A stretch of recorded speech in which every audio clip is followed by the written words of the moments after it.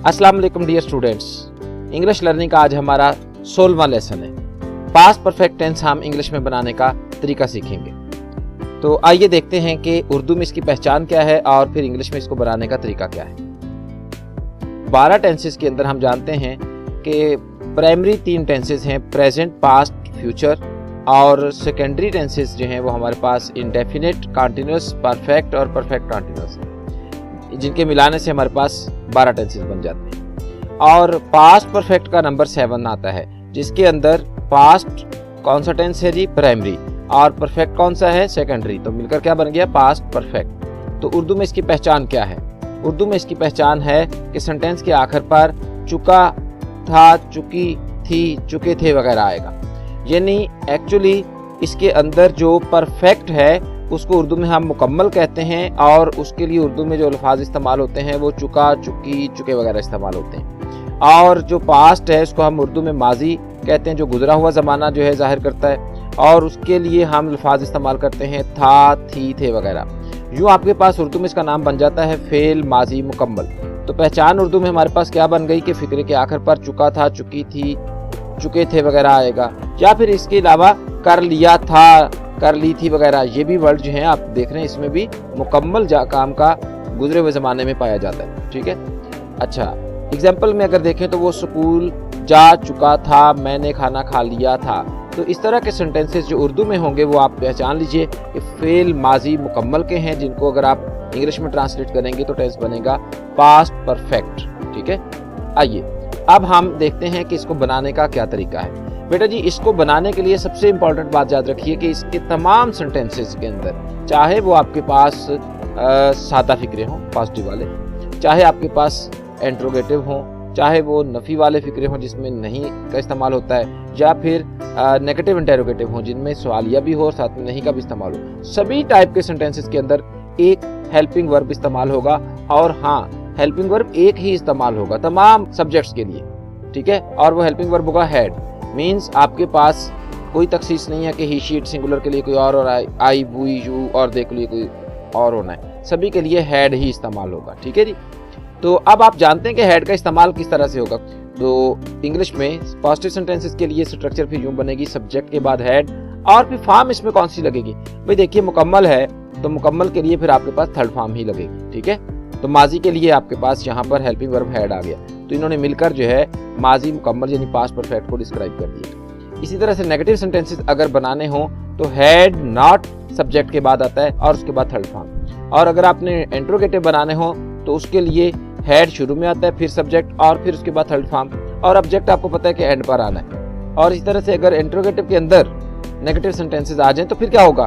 फिर had subject से पहले और नॉट सब्जेक्ट के बाद रहेगा और फिर थर्ड फॉर्म आएगी। ठीक है, यानी कि जो नेगेटिव सेंटेंस का हैड था वो उसमें फिक्रे के शुरू में आ गया। तो ये जनाब आपके पास चारों टाइप्स के सेंटेंसेस बनाने का तरीका होगा, जिनके अंदर एक ही हेल्पिंग वर्ब हैड इस्तेमाल होगा और फॉर्म ऑफ वर्ब थर्ड इस्तेमाल होगी। आइए इनको बारी बारी एग्जाम्पल में देखते हैं। पॉजिटिव सेंटेंसेस, इसके लिए तरीका हमने क्या नोटिस किया था? हमने इसमें नोटिस किया था कि सब्जेक्ट के बाद हैड आएगा और फिर थर्ड फॉर्म और फिर एंड पे ऑब्जेक्ट। जैसा कि मैं खत लिख चुका था, तो इसमें आई मैं के लिए इस्तेमाल होगा सब्जेक्ट, और हैड आएगा, हैड तो सभी के लिए आना है, और फॉर्म लिखना के लिए राइट होता है, राइट की तीसरी फॉर्म रिटर्न।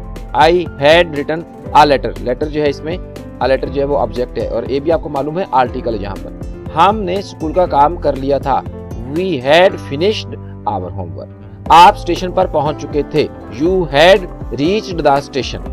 वो किनारे पर पहुंच चुका था, he had reached the bank.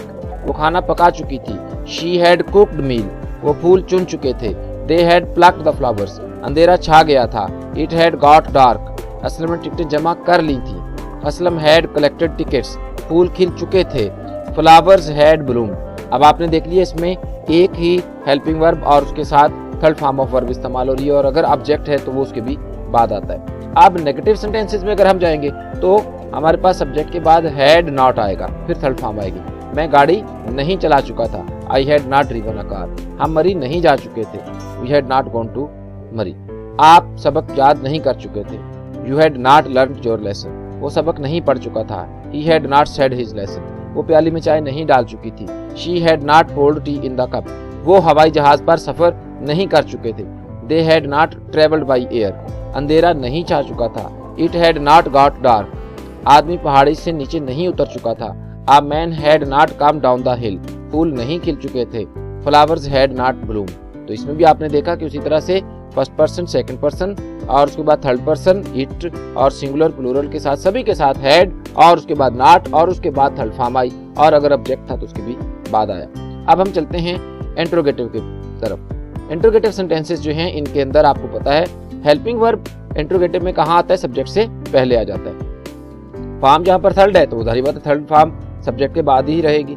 क्या मैंने क्लास पढ़ा दी थी, had I taught the class. क्या हमने खाना खा लिया था, हैड वी ईटन मील। आपने कौन सी किताब पढ़ ली थी, which book had you read. इसमें आप विच बुक जो है ये आपके पास डब्ल्यू पार्टी वाला सीन हो गया, तो फिर ये क्या करता है, हैड से भी पहले आएगा। ठीक है, अगर आपके पास किसी चीज को कंफर्म करने वाला क्वेश्चन ना हो बल्कि उसके अंदर एक ऐसी अननोन चीज हो जिसके बारे में पूछा गया हो, तो वो उसकी इंग्लिश जैसा कि डब्ल्यू पार्टी कहलाती है, जिसमें व्हाट, वेयर, हु, होम, ये सारे जो हैं ये हेल्पिंग वर्ब से भी पहले आते हैं। तो यहाँ पर भी पहले आ गए। क्या वो जा चुका था, हैड ही गॉन। क्या वो काम खत्म कर चुकी थी, had she finished her work. क्या उन्होंने खेल शुरू कर दिया था, had they started the game.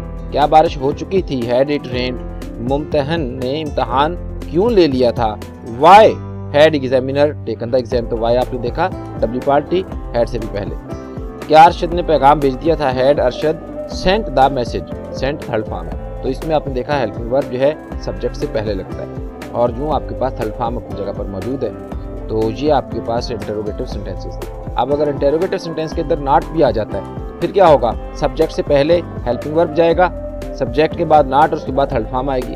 क्या मैंने क्लास नहीं पढ़ा दी थी, had I not taught the class. क्या हमने खाना नहीं खा लिया था, had we not eaten our meal. क्या आपने किताब नहीं पढ़ ली थी, had you not read the book. क्या वो नहीं जा चुका था, हैड ही नॉट गॉन। क्या वो काम खत्म नहीं कर चुकी थी, had she not finished her work. क्या उन्होंने खेल शुरू नहीं कर दिया था, had they not started the game. क्या बारिश नहीं हो चुकी थी, हैड इट नॉट रेन्ड। मुम्तहन ने इम्तहान क्यों नहीं ले लिया था, why had examiner not taken the exam. क्या अरशद ने पैगाम नहीं भेज दिया था, had Arshad not sent the message. तो आपने क्या देखा कि इसमें हैड सब्जेक्ट से पहले आ गया और सब्जेक्ट के फौरी बाद नॉट आ गया और उसके बाद थर्ड फॉर्म आई और अगर कोई डब्ल्यू पार्टी थी तो वो हैड से भी पहले आएगी। तो यूँ आपके पास इंटरोगेटिव के अंदर अगर नेगेटिव आ जाता है तो सेंटेंसेस बनाने का तरीका आपने देख लिया। उम्मीद करता हूँ कि आपको पास्ट परफेक्ट टेंस जो है वो बनाना इंग्लिश में समझ में आ चुका होगा। अगर फिर भी कोई प्रॉब्लम हो तो आप कमेंट सेक्शन में क्वेश्चन कर सकते हैं और इसमें आपने इनको समझने के साथ साथ जो भी मतलब प्रॉब्लम्स हो मेरे साथ आपने शेयर करनी है इन कमेंट्स। ठीक है, thanks for watching this video my dear students. अल्लाह हाफिज।